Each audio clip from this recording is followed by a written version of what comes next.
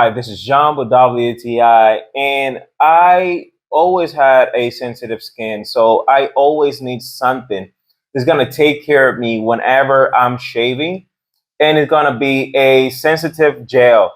So this NIVEA sensitive gel aftershave is great. This has helped me a lot because it doesn't contain any type of alcohol or anything that's gonna be a cooling effect.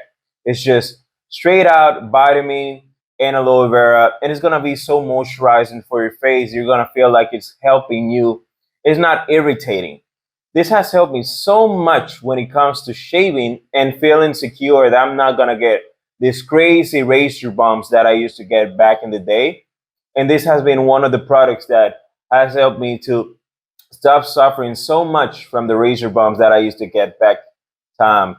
So if you're looking for a great aftershave gel that is going to be alcohol free and it's not going to give you the cooling sensation, it's going to be a little bit irritating, and it's going to be gentle on your skin, this one from NIVEA is really good. So this was John with WTI. That's my point of view.